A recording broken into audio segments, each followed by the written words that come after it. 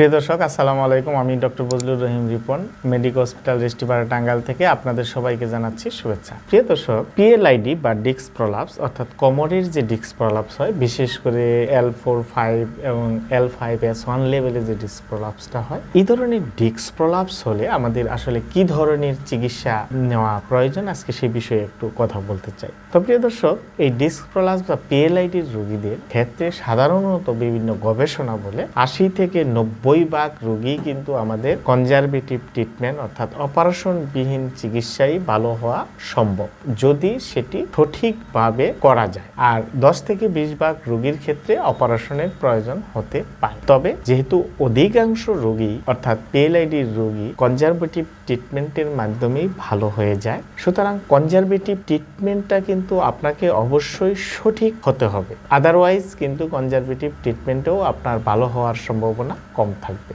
এখন কনজারভেটিভ ট্রিটমেন্টটা কি সেটা একটু জানা দরকার। এখানে কনজারভেটিভ ট্রিটমেন্টটা হচ্ছে যে এখানে কিছু ব্যথানাশক ওষুধ, ফিজিওথেরাপি, তারপর আপনার লাইফস্টাইল বা জীবনযাত্রার পরিবর্তন, এগুলির সমন্বিতভাবে আপনাকে একটা কনজারভেটিভ ট্রিটমেন্ট দিতে হবে। এখন এই কনজারভেটিভ ট্রিটমেন্টটা ডিপেন্ড করে আপনার পেশেন্ট কন্ডিশনের উপর, অর্থাৎ পেশেন্ট কোন স্টেজে আছে। যদি অ্যাকুয়েট স্টেজে থাকে, অর্থাৎ যে অ্যাকুয়েট স্টেজে ব্যথা খুবই তীব্র পরিমাণে থাকে, তখন আমাদের মেইন টার্গেটটা হলো যে এই ব্যথার তীব্রতাটাকে কমানো এবং ডিস্কের উপর যে চাপটা থাকে সেই চাপটাকে কমানো। এই জন্য যেটি প্রয়োজন হয় যে এখানে বেড রেস্টের প্রয়োজনীয়তা আছে, বাট মনে রাখতে হবে বেড রেস্ট কিন্তু সর্বোচ্চ 2 থেকে 3 দিন, এর বেশি বেড রেস্ট দেওয়া যাবে না। পেশেন্টকে যথাসম্ভব যতটুকু পরিমাণ ব্যথা অ্যালাউ করতে পারে সেটুকু নিয়েই তাকে মুভমেন্টের মধ্যে থাকতে হবে, যেটাকে আমরা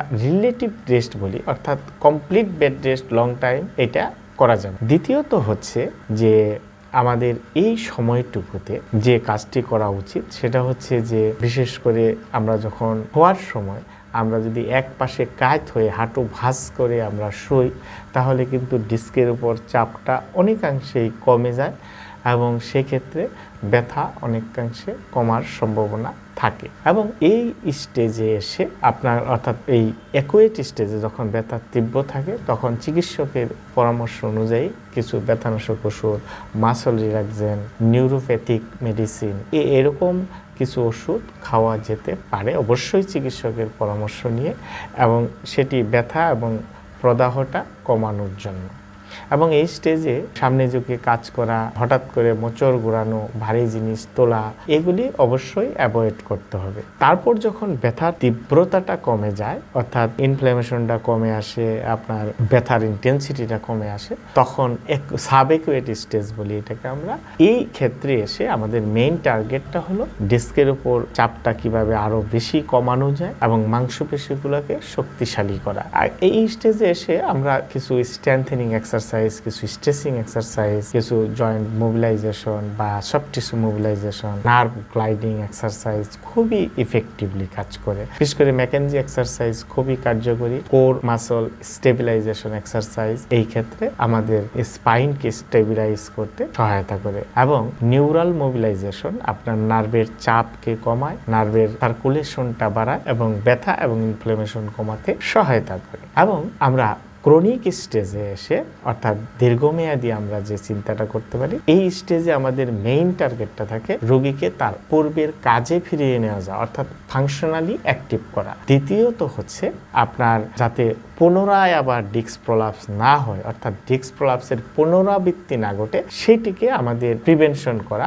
এই স্টেজে আমাদের চিন্তা করতে হবে। এখানে এসে আমরা যেটা করতে পারি যে আমাদের জীবনধারার পরিবর্তন খুবই জরুরি, অর্থাৎ লাইফস্টাইল মডিফিকেশন যেটাকে বলা হয়, আমাদের অ্যাক্টিভিটি মডিফিকেশন করা, অর্থাৎ আমরা সামনে ঝুঁকে যে কাজগুলি করি সেই কাজগুলিকে আমাদের যেমন কোমরটা বাঁকিয়ে না করে আমরা হাঁটু ভাঁজ করে আমরা করতে পারি। তারপরে আমরা যখন ডেস্কে বসে কাজ করি, দীর্ঘ সময় একটানা না বসে বা একটানা দাঁড়িয়ে না থেকে 30 থেকে 40 মিনিট অন্তর অন্তর যদি আমরা একটু 1 মিনিটের জন্য হাঁটাহাঁটি করি বা দাঁড়িয়ে কাজ করলে 1-2 মিনিটের জন্য আমরা একটু বসি, তাহলে আমাদের কোমরের ওপর চাপটা অনেকাংশে কম থাকবে, ফলে আমাদের এই ধরনের পুনরাবৃত্তি হওয়ার সম্ভাবনা কম থাকবে। পাশাপাশি যেটি করা দরকার সেটি হচ্ছে যে আমাদের পোশ্চার বা শরীরের যে ভঙ্গিমাটা সেটা অবশ্যই সবসময় মাথায় রেখে আমাদের কাজ করতে হবে, সঠিক ভঙ্গিমায় আমাদের কাজ করতে হবে। আমরা আমাদের আর্গোনমিক্সটাকে কারেকশন করতে হবে এবং যদি কারো শরীরে অতিরিক্ত ওজন থাকে সেই ওজনটাকে অবশ্যই নিয়ন্ত্রণে রাখতে হবে এবং ফাইনালি আমাদের কিছু এক্সারসাইজ আমাদের নিয়মিত করে যেতে হবে, বিশেষ করে স্ট্রেংথেনিং এক্সারসাইজ, স্ট্রেচিং এক্সারসাইজ, এগুলি আমাদের নিয়মিত করে যেতে হবে। তাহলে কিন্তু ফাইনালি সে ফাংশনালি অ্যাক্টিভ হবে, আগের কাজে সে ফিরে যেতে পারবে এবং আপনার পুনরায় ডিস্ক প্রলাপস হওয়ার সম্ভাবনাটাও কম থাকবে। সুতরাং প্রিয় দর্শক, আপনারা যারা এই ধরনের ডিস্ক প্রলাপস বা পিএলআইডিতে ভুগছেন তারা যদি পূর্ণাঙ্গ ট্রিটমেন্ট প্রোটোকলটা যদি মানেন, পূর্ণাঙ্গ ট্রিটমেন্ট প্রোটোকল মেনে চললে আপনি কিন্তু কনজারভেটিভ চিকিৎসার মাধ্যমেই পিএলআইডি ভালো হওয়া সম্ভব। তবে মনে রাখতে হবে পরিপূর্ণভাবে সুস্থ হতে কিন্তু 2 থেকে 8 সপ্তাহ সময় লাগতে পারে, আবার কোনো সময় 8 সপ্তাহ থেকেও একটু বেশি সময় লাগতে পারে। সেটা ডিপেন্ড করে তার সিভিয়ারিটির উপর, পেশেন্ট কন্ডিশনের উপর, সব কিছু পেশেন্টের তার শারীরিক যে গঠন সেগুলির অনেক কিছুর সাথেই কিন্তু এই টাইমটা নির্ভর করে। সুতরাং প্রিয় দর্শক, আপনারা যারা এই ধরনের সমস্যায় ভুগছেন আপনারা একজন স্পাইন স্পেশালিস্ট বা একজন ফিজিওথেরাপিস্ট বিশেষজ্ঞ চিকিৎসকের পরামর্শ নিতে পারেন। ধন্যবাদ সবাইকে। আসসালামু আলাইকুম।